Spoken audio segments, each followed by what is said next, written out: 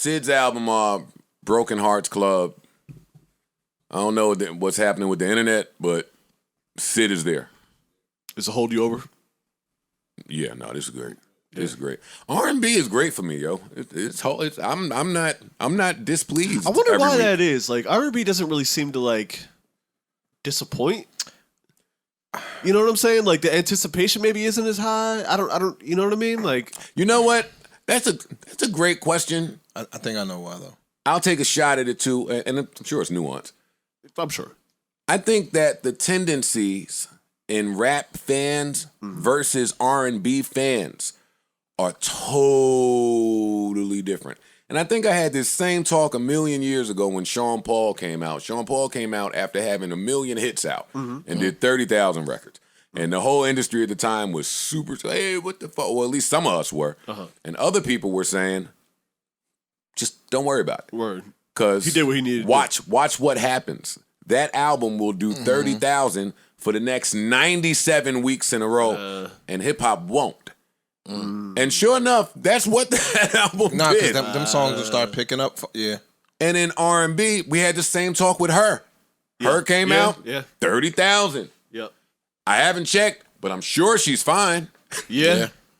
In hip-hop, though, I think the rap fans, fickle. It's a little tougher to introduce a new act, and you get the fan to ride with that new act.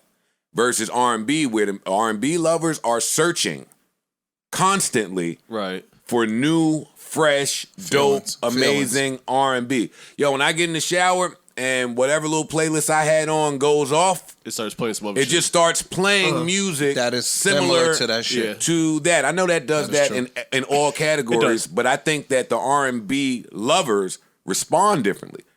I rush and go buy all them shits. I don't know that in hip hop the fans are doing that. And you were saying, no, he had a point. Yeah, go ahead. I think you got something too on this? Yeah, go ahead. Right. I think the talent is different. So I think that when you listen to hip hop, the words are more of the skill. Yeah. When you're listening to R&B, the singing, the musicianship, even though it's musicianship loved in hip hop too, I think that the sound and the mood that you get from R&B, when an R&B song come on, it catch me. Right. When a rap song come on, the beat could catch you, but if the lyrics is ass, See, that's you. Because again, that's an older thing with you. Because a lot of these niggas today, the beat and the hook is fire, then the song is fire. But then what they saying in today's hip hop, a lot of the beats and hooks sound alike too, which is why a lot of the songs are received the same way. Now, my take on that is in hip hop, it's harder to find to break a new act and have the fans ride with you all the way. Hip hop is more follow the leader. So if the right people like you, then they're gonna follow you over there. And then the second they jump off onto something else, you were never hot. Especially if all of y'all sound alike. You were like, I see it happen with the greats, damn near. I've seen people killing Nelly, Ja, Eminem, 50. Like, these niggas have sold diamond. Layoffs was too long. Well, to that point, because you're right, I think marketing is different when it comes to give me the last clout chasey or gimmicky thing that an R&B act did to let you know that their album was coming. Can't really think of any at all. I don't know of any. Outside of August and the Entanglement, I can't think of one. Yeah. I can't. The R&B niggas got to really rely on their voice and their music talent. to cut through. Yes, that's true. In rap, you could get tricked. WWF shit. You can get fooled with boisterous a pop-up here, a feature here. You know why that is? You know why that is? Popping shit. You know why that is? Because hip-hop is more lucrative than R&B at the moment. So the labels and all of them are willing to dump more money in here to get the bullshit going so they can cash out. And that's why it's more smoke and mirrors over here. Whereas in R&B, it's talent. You might be right. You got to put some good music out. I think everybody's right. And the good music is going to go on its own. Everybody's right. The feeling that I get when I hear certain R&B, I don't get from hip hop. It's very, very seldom. Like, I'm talking about just in a organic way. When the shit come on, I feel something. Right. What's the chick? Pardon me, not chick, but the young lady from England, Cleo Soul. Dog, when I first heard that shit, I was just like, yo, this is something different, B. Yeah. I bought that album all summer. The feeling that you get when you hear certain music, it just speaks for itself, dog. Yeah. I don't gotta know you. I don't know your back history. I don't know how many niggas you shot. I don't know who you gave no head to. I just feel a way when your shit comes on.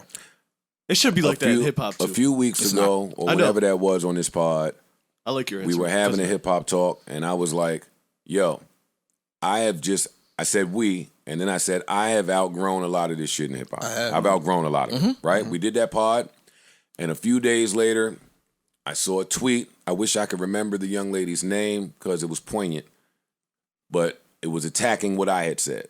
And I'm not angry at what she said, but it was something along the lines of, I don't care who you are, rapper, producer, DJ, whoever. If you can say that you have outgrown hip hop, you were never really in love with hip hop. And she just wrote about that.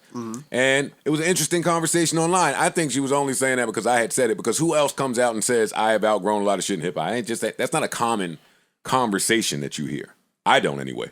I actually agree with her sentiment. I think that the difference is in, I don't want to speak for you, but maybe you mean the bullshit around hip hop. Like, I think that we know what we. I think that when you hear something dope, you still go, "Yo, that shit is dope." Yeah, you can never fall out of love with hip hop if you're in it. Like if you love it for real. I agree with that part.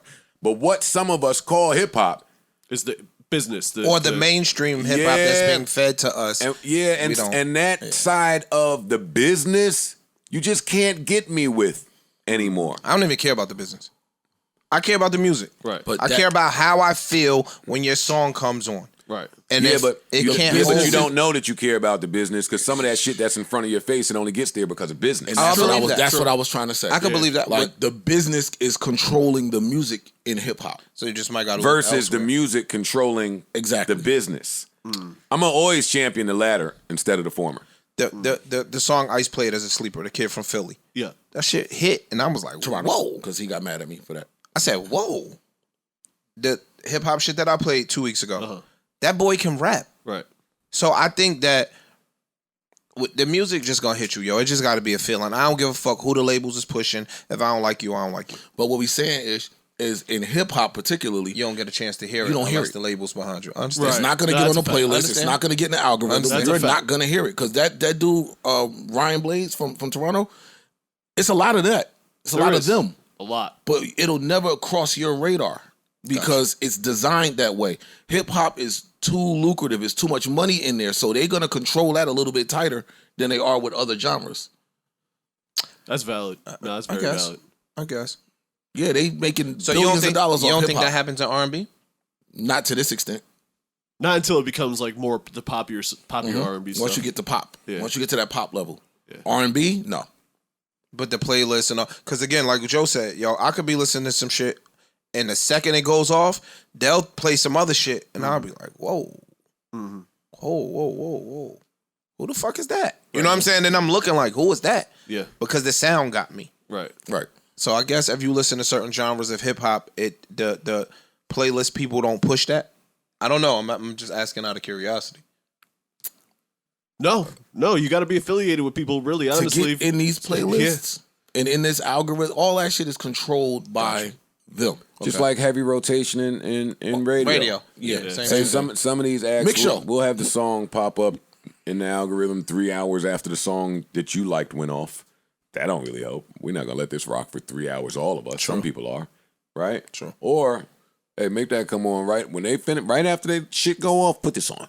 Like if I'm listening to whatchamacallit, her, right? Like if I'm in my house and I might fuck with Alexa, that her Chris Brown comes on the first song, and that's where blockchain is. And that's where blockchain is really going to change shit this decade. I wonder when. It's already started. How so? But it is.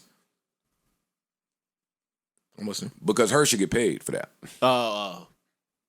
If the her song went off, and now 9 times out of 10, the next song that comes on is this artist, then her needs to get something from that. Because I know that sounds preposterous. No, it doesn't. No, it don't. You're somewhat responsible. I get it. You said it about the Drake shit. I say it all the time. You said it about the Drake shit one time. I think 21 was saying, we don't understand how valuable Drake is until you start to get around the playlist people and all that other shit. Yeah. You said something like that about the Drake shit. And I didn't understand it at first, but now I understand what you're saying. I think you said that about the Spotify podcast shit. It's not for nothing. I said it with us. It's applicable everywhere. Listen, Nick Cannon was vocal, I think, on one of these shows, or maybe it was a private conversation. I don't remember. But looking at it, They do it in TV all the time. Right after Love and Hip Hop, they put Black Ink. Yep. Why? Because this is our hit. Chances are, And if you like this, watch you're it. gonna like this. After the award show, they did it with This Is Us. They put This Is Us on after the Super Bowl. Listen, they know what they're doing here. What is this here? This is the tweet. Yes. Churches La Porsche. You found the tweet. This was a popular tweet. Sure, Well, not that popular. Well, I saw it. Churches La Porsche. I like that name. If you can grow out of hip hop, you're not and never were hip hop at all. Period.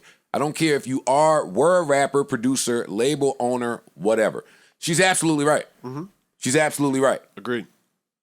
I agree with that. But you definitely can grow out of The bullshit. gimmicks, Yeah, the bullshit. the being fooled by marketing, Yeah. promotion, or talentless artists. Because today there's a lot of artists that ain't artists, man. It's machine shit. Yep. It's like fucking self-checkout. I'm not getting into it. You said self-checkout. Yeah. Elaborate. What are you talking about?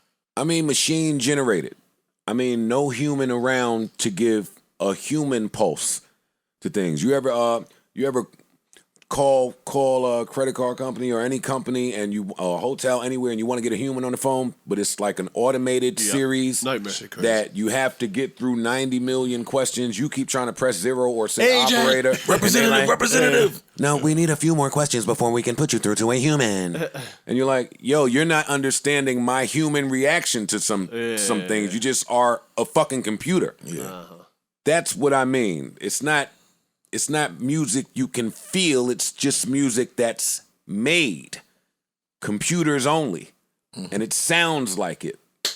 That's exactly what it is too. It's made computers only. It's the algorithm saying We're not this even is looking what we need to yo, make. and It's the sound. Is you what know- got to. Yeah. You know how crazy it is? We don't even need you humans to like it. Well, As long as some other robots like it and put we it can in show the- those numbers, then we out of here. Yep. So I mean, it's not that music is not for us. And I have the unfortunate the totally unfortunate ear of being able to pick up on some of that stuff. Ugh. And normally that critique is it's too clean, or you can just tell when music is made Yeah, it's too perfect. a certain way. Art is not meant to be perfect. Not at all. It's meant to be imperfect. That's where the beauty That's lies. for the beauty. Yeah. But moving on, we're done with music. Shout out to Sid. So happy that she came back. Yeah. So happy that she came back. Actually, round of applause for her. New Joe Budden. Enough, Daddy.